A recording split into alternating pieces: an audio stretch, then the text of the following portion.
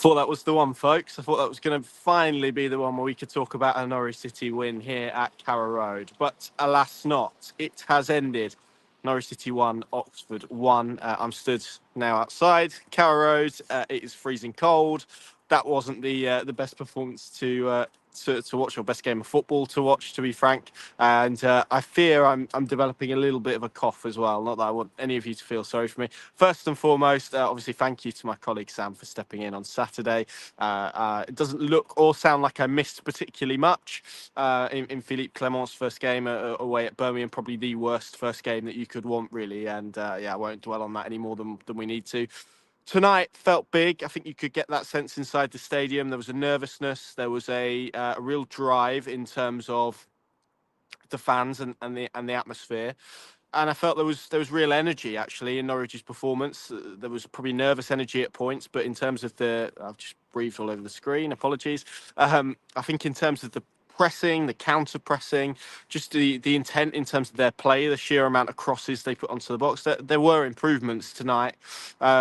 But ultimately, it needed to be about winning, and it needed to be about getting 3 points in the situation that they are in. They came into this game 5 points adrift of Oxford for so much of that game. It looked like it was going to be a first win, which would have done so much to lift this place. It would have, helped monumentally in terms of the narrative, shifting that, changing that, as well as probably giving Philippe Clement a real significant lift in terms of him and what he's trying to do here to repair this team. And ultimately, they leave with frustration. It's probably a different frustration to the one that we've spoken about in recent weeks, where it's been about underperformance or it's been about just not playing well enough. I think today it's frustration because Norwich City had enough chances to win this game, irrespective probably of what you thought of the wider performance. You compare the amount of chances that Norwich City created compared to what they conceded tonight, and it was far more weighted in their favour than it was in Oxford's.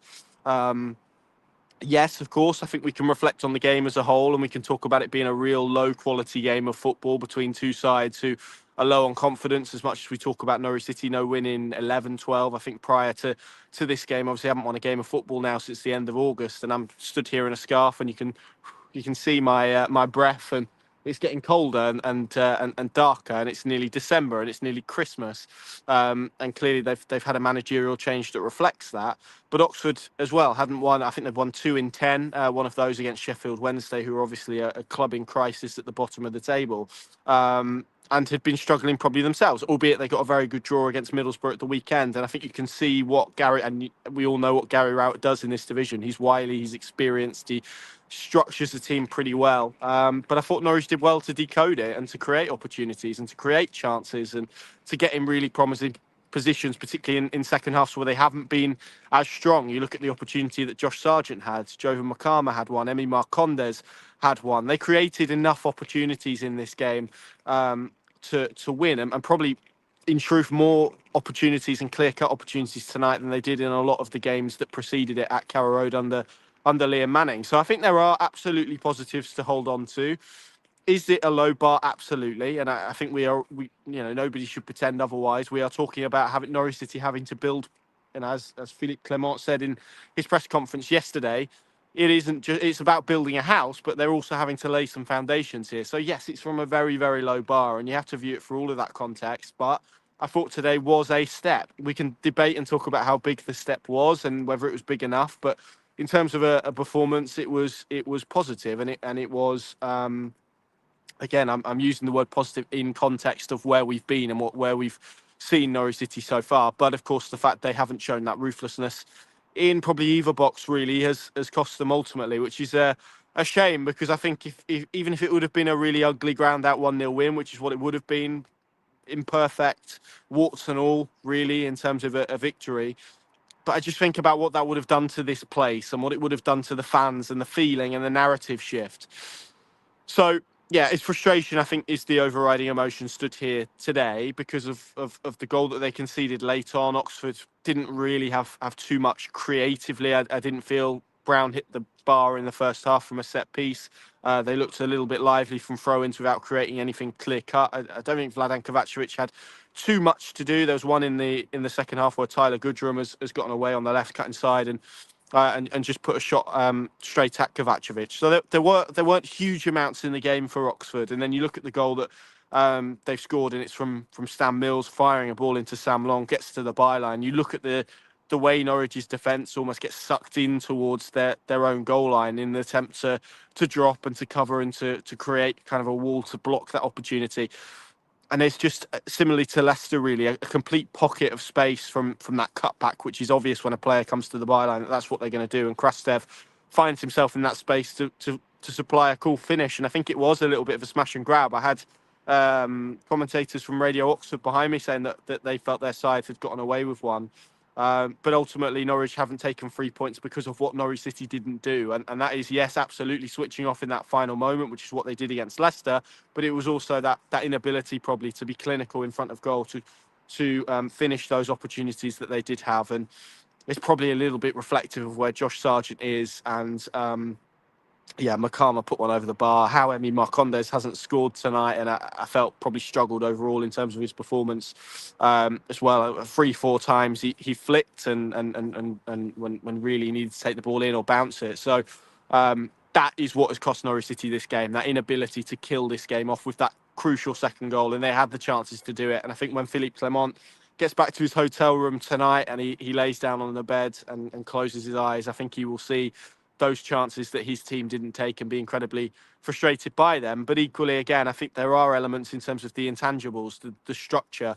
We can talk about, how improved it was in terms of that. And I felt it was more robust and I felt it was more organised. But at the same time, that's all very well and good if you then get yourself into opportunities and can't profit from that. And that's going to be the element, I think, that really irks everyone from a Norwich City persuasion tonight. But let's have it right. Was it a performance that absolutely blew everyone away? No. It was a real low quality game. I thought it was exactly what it was, a real low quality game between two teams that are low on confidence at the wrong end of the table, scrapping for their lives. And you've probably got one team that just is a bit more equipped, a bit better equipped to take points, to keep going, to keep fighting, to keep themselves in the game, and one team maybe that just doesn't have that ability, doesn't have that confidence, doesn't have that knowledge to fall back on. And yeah, as I said, I think Norwich will be completely frustrated with the goal that they conceded, because if they just, if we just stood here tonight, as I said, with a 1-0 victory, the mood is different, the feeling is different, but it's a different type of frustration. I think it is important, to stress the positive elements of this performance, which there were absolutely. There was energy. I thought their pressing and counter pressing for the most part was effective and was better, and just the intent in their actions, playing more vertically, quickly, the amount of crosses they got into the box tonight. I thought Jovan Makama in this type of game, I thought he struggled a little bit from what I've seen of Saturday's game in terms of stamina and how it kind of unfolded. Tonight was much better suited for him in terms of taking a man on, getting balls into the box, getting Norwich, adding some thrust and physicality in those positions. And he took his goal wonderfully well. And again, that comes from probably something we haven't seen this season, which is a ball dropping in the box in Norwich's favour. McConville, and we'll come back to him because I want to highlight him and give him his flowers that I felt he deserved tonight. But it's a set piece that gets recycled. Darling nods it back into the box. McConville chests it down, kind of kills it dead really, and drops it onto Makama's foot. But still so much to do. And you look at the technique, the way he cuts across the ball to almost create that in to out swing with it, that kind of pushes it away from coming, but also gets rise on it and strikes it from underneath with power to kind of lift it into the back of the net in the way that it did. A really, really difficult strike technically to get right. Makama did it. And put Norwich ahead. And I felt they grew into the first half. I thought they had a nervy 20 minutes where Oxford got in behind them inside the first 10 seconds, but they felt their way. They had a lot more possession than I think Norwich probably would have liked, a bit more territory. But Norwich just felt their way into the game, felt their way up the pitch, and got Sargent a bit more involved, scored a goal. And from there, really, I thought they looked pretty comfortable. And we didn't see that kind of second half drop off in performance that maybe we've become accustomed to here, but also in general. I thought there was a lot more, as I said, I used the word intent and energy. I thought there was a lot more of that tonight. And they had the opportunities in the first half of that second half to kill this game off. Sorry, and the longer you don't do that, the more nervousness you create inside the stadium because of what's gone before and the fact they haven't won the games and have lost every single game here prior to tonight. That it creates that nervousness and obviously that lack of confidence. There's very little to fall back on, and as we've said with this team, when there's adversity, when there's a little push, it's just that inability probably to respond to that in the right way that ultimately has proven costly here tonight as well. So, yeah, that's where it is. And like I said, they had an opportunity to make this and close that gap to 2 points. It remains at 5. The scale of the task is no different. And it puts a huge amount of pressure on Saturday now. I kind of felt, I recognise, and with a lot of people, 6 points was probably the ideal circumstance. But we're talking about a team that hasn't won or has only won 2 games this season and hasn't won since August. So to win 2 games, to win a game, I think we've seen that tonight, is not easy for this Norwich City team at this moment in time. They are going to have to grind and graft and take chances and show ruthlessness. And ruthlessness comes from confidence. Having a clinical edge in front of goal comes from feeling confident in front of goal. And you look at the kind of figure that Josh Sargent is cutting at the moment, frustrated, a little bit kind of snatching at opportunities. But that's because I think he's aware of the magnitude of them when they come, because they've been so few and far between. And you see that a lovely clip ball from McLean. And I think we would all expect Josh Sargent 9 times out of 10, maybe even 9.9 times out of 10 to put that ball either side of the goalkeeper and into the back of the net. And this is the one moment he put it straight at the goalkeeper. As I said, there were other opportunities. There was a cross from the right. I think it was from Makama as well, when he beat his man on the outside and crossed it in. And Schwartau, again, just wasn't able to get that connection, that direction on the ball. Instead, kind of put it across goal. And that's just the final action, that quality in the final moment that Norwich were lacking here tonight, that has ultimately cost them, with obviously switching off towards the end. And as I said, the more you don't take those opportunities, the more you give Oxford kind of room and a leg up to get themselves back into the contest. And that's what they did. They kept ploughing away, they kept pushing, and that goal ultimately comes towards the end as well. Rory McConville, mentioned him earlier. I thought he was superb tonight, stepping in. We saw in the international break, got man of the match for Northern Ireland. Really, really commanding performance. Difficult circumstances, not played a lot of football this season. When he has played, it's been in predominantly a free. Stepped in tonight alongside Harry Darling. I thought looked really composed, really comfortable, handled the game and the pace of it really well, and the physicality of it. I don't think Oxford asked too many attacking questions. I really like Tyler Goodrum on the left and the quality that he has, but I don't think they've shown the attacking prowess that other teams have shown when they come to Carrow Road. So probably one that you'd want to see in a bigger sample size in terms of how he got on. But there was a lovely threaded pass through to Jack Stacey in the second half that created a Norwich attack, and I thought he looked really, really classy throughout the game, really. And this is kind of where Norwich are at now, where the choice is, do you go with someone like, and I'm sorry to single him out again, but Shane Duffy, and you kind of give that a go over 10 games, or do you give Rory McConville those 10 games to grow into it, to develop in a very tough circumstance? Personally, I'd like to see Norwich use that time in investing in McConville and his development, because I think we can see there's a player there. You can see that from Northern Ireland, and yeah, I thought he was good tonight. I thought Pelle Matson came on and had a really good impact. Norwich again sweating on the fitness of Mirko Topic, who went down just before half time. Again, clipped over the top. There's a push on his back, and it looks like his knee, and the fear with the knee, as I said with Antti Sienats, is that's an ACL or an MCL, something that's going to keep you out for a period of time. He looked at the agony he was in. Norwich now obviously waiting over scan results, but again, just kind of epitomises their season and where they're at, that we're talking again about another fitness concern, one that I don't think can be laid at the door of anyone. Just the type of injury that is so frustrating that happens and probably isn't that preventable, really. So yeah, he will go away for a scan, and we will see how that unfolds. We'll be speaking to Philippe Clement again on Friday afternoon, so he'll put us in the picture on that one, I'm sure. And then probably final talking point really is Matej Urasic, who was brought on after 75 minutes. Philippe Clement said trained really well over the last couple of days. Obviously wasn't involved at Birmingham due to illness, due to sickness, but has trained the last couple of days. And Philippe Clement said trained really well and really impressed him. Hence why he reached for him ahead of, I guess, Mateus Chrisgoren, who he had on the bench. Obviously, Jacob Wright, I know it's not a like-for-like change, but he had other options on the bench that he could have thrust into it. Errol Mundle-Smith, who came on as well, and instead he opted for Matej Urasic because of what he's done in the training sessions subsequently.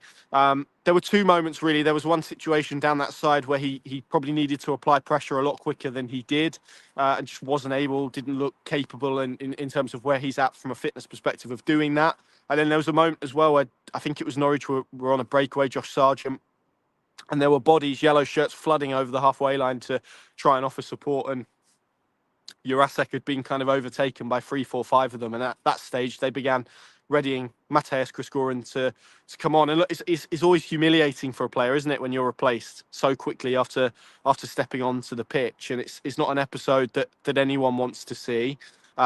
Philippe Clement kind of, I thought, very cleverly, and I think in terms of his experience, handled that situation very well post-match in terms of redirecting it onto him. It was my decision. It was my mistake. I should have known he probably wasn't fit enough. I probably pushed him too hard. I think that's really clever management to deflect and kind of sidestep what was a very difficult situation. And clearly for Matej Urasic, it's a difficult one for him. It would have hurt. He would have been angry. I think he was as he made his way around the pitch. Clement spoke to him as he kind of made his way to the technical area, and hopefully that's a situation that he can reflect on as well. But I think again, it's no secret since he's been here. I don't personally feel he's looked fit enough. He's looked up to speed enough. And again, this is an issue that Johannes Hoftorp spoke about as well. So all of those elements come into play. And it's a shame, again, that we are here speaking about Matej Urasic in a fitness sense because, and Clement said it, Johannes Hoftorp has said it, Liam Manning have said it. There's they all believe there is a talented player in there. Clement said today he was aware of Urasic prior to coming to Carrow Road and aware of the ability that he has and the capability he has to perform. We need to see more of that. It's a player Norwich spent £6 million on. They're in a situation. They're short in wide areas with Diallo out and with other players out. He's the type of player that you would hope could come on and impact it. He hasn't tonight, and hopefully it's one that can be reflected on as a real turning point for his Norwich City career, as opposed to maybe a nail into the coffin of it. So we'll see how that unfolds and how that plays out in the days ahead. Not the result they would have wanted. I think there were some steps in the performance. It will do little probably to appease anyone from a fan base perspective, and understandably so. Not the way Norwich City would have started what felt like and what feels still like a big week. I think if they can win on Saturday, and we're talking about 4 points from these two games, not the best case scenario, but probably not a disaster either in any stretch. But clearly they are going to need to put runs of results together to get themselves out of the situation they are in. Sheffield United play tomorrow night. They've got an opportunity to extend that gap over Norwich as well. It's not the result that Norwich City needed in terms of pushing themselves up the table and getting themselves out of the mess that they are in. But I think if you're Philippe Clement and if you're in that dressing room, there were some green shoots, albeit, as I said right from the start, from a very, very, very low base. Thank you very much for watching. Pinkin.com, of course, is the place to go. All of the coverage, analysis. We've got Philippe Clement's reaction up as well. You can watch that now. We'll have some reaction from Rory McConville as well. I'm off to bed. See you later.